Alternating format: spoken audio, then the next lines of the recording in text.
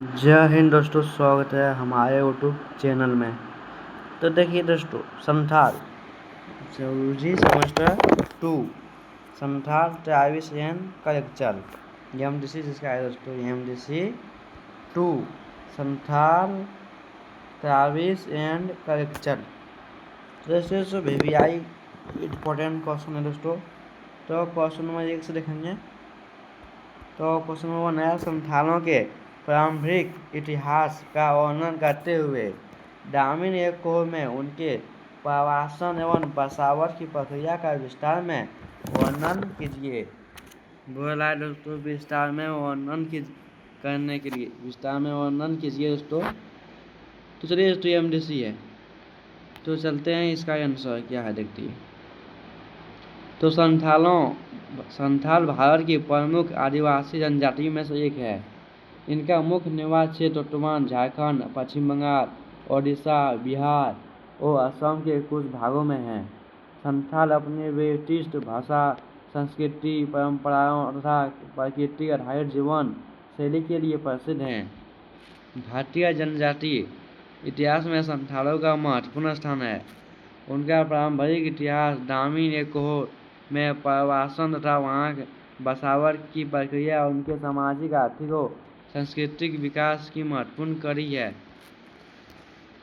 तो आप चलिए दोस्तों, आगे है संथालों की उत्पत्ति के संबंध में उनका मत प्रचलित है। क्या है उनका मत प्रचलित है? अधिकांश इतिहासकारों का मत है कि संथाल ऑस्ट्रो एशियाटिक भाषा परिवार की मुंडा शाखा से संबंधित है। तो ऑस्ट्रो एशियाटिक भाषा परिवार मुंडा शाखा से संबंधित है संथाल। प्रारंभिक समय में वे छोटा नागपुर के पठारी क्षेत्रों तथा उसके आसपास के वनों में रहते थे, उनका जीवन मुख्य कृषि, शिकार, पशुपालन और वन उत्पादों पर आधारित था। उसका जीवन किस तरह दोस्तों? कृषि मतलब खेती करता था, शिकार करता था, पशुपालन मतलब दोस्तों गाय मतलब दोस्तों भैंस पालता था, वन उत्पादन पर आधारित था। वे प्राकृतिक प्रेमी समुदाय थे। वह दोस्तों प्राकृतिक प्रेमी के समुदाय थे और जंगल, पहाड़, नदियों तथा भूमि को जीवन का आधार मानते थे। संथाल दोस्तों जंगल, पहाड़, नदियों तथा भूमि को जीवन का आधार मानते थे संथाल। उनका सामाजिक संगठन सामुदायिक सहयोग, समानता और पारंपरिक नेतृत्व पर आधारित था। अब 18वीं शताब्दी अंत तक 19वीं शताब्दी के प्रारंभ में संथालों का बड़े पैमाने पर प्रवासन हुआ। इसके पीछे कई कारण थे। बढ़ती जनसंख्या, खेती योग्य भूमि की कमी, जमींदारों और महाजनों का शोषण तथा नए कृषि क्षेत्रों की खोज ने उन्हें अपने मूल निवास स्थान छोड़ने के लिए प्रेरित किया।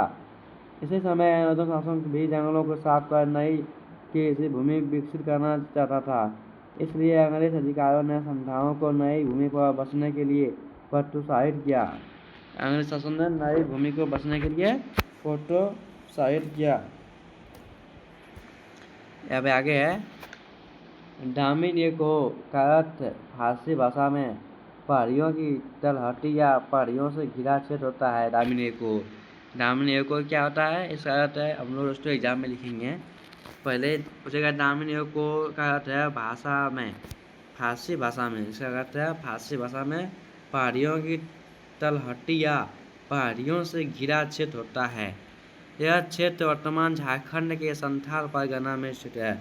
यह कहाँ स्थित है? झारखंड के संथाल परगना में स्थित है। यह ईस्ट इंडिया कंपनी ने 1832 ईस्वी के आसपास इस क्षेत्र को संथाल के बसने के लिए सुरक्षित घोषित किया था। कब? कौन कंपनी ने किया था? ईस्ट इंडिया कंपनी ने किया था, 1832 में किया था। के आसपास इस क्षेत्रों को संथाल के बसने के लिए सुरक्षित घोषित किया था। क्या किया था? सुरक्षित घोषित किया था। अंग्रेजों का उद्देश्य था कि संथाल जंगलों को साफ करके कृषि योग्य भूमि तैयार करें, जिससे कृषि उत्पादन बढ़े और सरकार को अधिक राजस्व प्राप्त हो सके। अब आगे है संथालों ने डार्विन एकोहो पहुंचकर घने जंगलों को काटा भूमि को समतल बनाया, भूमि को समतल बनाया, वो खेती शुरू की। उन्होंने अनेक नए गांव बसाए तथा धान, मक्का, बाजरा और फसलों की खेती की।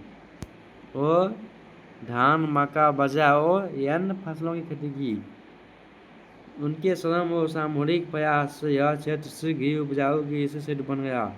गांव का प्रशासन पारंपरिक नीति के आधार पर चलता था। प्रत्येक गांव का नेतृत्व मांझी करता था। प्रत्येक गांव का नेतृत्व मांझी करता था, जबकि धार्मिक कार्यों की जिम्मेदारी नायक निभाते थे। इससे सामाजिक अनुशासन और सामुदायिक एकता बनी रहती थी। प्रारंभिक में अंग्रेजों ने संथालों को कुछ सुविधा दी, जिससे उन्हें लगा कि वे सुरक्षित वातावरण में जीवन बिता सकेंगे। परंतु कुछ वर्षों बाद स्थिति बदलने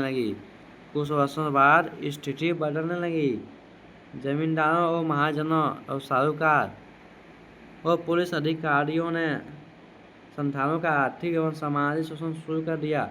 किसानों से अधिक लगान वसूल जाने लगा। कर्ज के बदले उनकी भूमि छीनी जाने लगी वह उन्हें बेकार करने के लिए भी विवश किया गया। इससे संथालों में असंतोष बढ़ने लगा। ग्रामीण एक ओर में बसावट का संथाल समाज पर गहरा प्रभाव पड़ा। एक ओर उन्हें स्थायी कृषि भूमि मिली और उनकी आर्थिक स्थिति में कुछ सुधार हुआ। वहीं दूसरी ओर अंग्रेजों राष्ट्र व्यवस्था को महाजनी शोषण ने उनके पारिवारिक जीवन को प्रभावित किया। वो उनकी स्वतंत्र जीवन शैली पर बाहरी नियंत्रण बढ़ने लगा। यही संतोष आगे चलकर 1855 और 56 में प्रसिद्ध युद्ध हुआ था। और कौन हुआ था? संथाल विद्रोह या संथाल हुलकी हुआ। ठीक है, 1855 में 56 में संथाल विद्रोह युद्ध हुआ था का प्रमुख कारण बना, जिसका नेतृत्व सिंधु कान्हू चानो भैरव ने किया था। संथाल का नेतृत्व किसने किया था? सिंधु कान्हू चानो भैरव, चारों भाई थे। अब आगे संथालों की बसावट ने इस क्षेत्र और सामाजिक और आर्थिक विकास में भी महत्वपूर्ण योगदान दिया। उन्होंने जंगलों की खेती योग्य बनाया गया, नए गांव स्थापित किए तथा स्थानीय अर्थव्यवस्था को मजबूत किया। साथ ही उन्होंने अपनी भाषा, संस्कृति, लोक परंपराओं और धार्मिक मान्यता को सुरक्षित रखा। आज भी ग्रामीण को संथाल इतिहास और पहचान का महत्वपूर्ण केंद्र माना जाता है। जैसे जितना हम लोग पढ़े उसका निष्कर्ष देखते हैं। तो संथालों का प्रारंभिक इतिहास संघर्ष, परिश्रम और सामाजिक सामुदायिक जीवन का इतिहास है।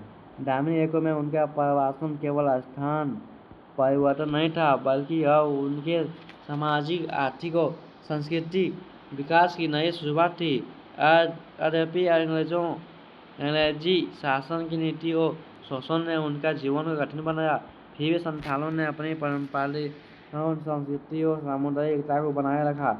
यही कारण है कि भारतीय जनजातीय इतिहास में संथालों का स्थान अत्यधिक महत्वपूर्ण माना जाता है।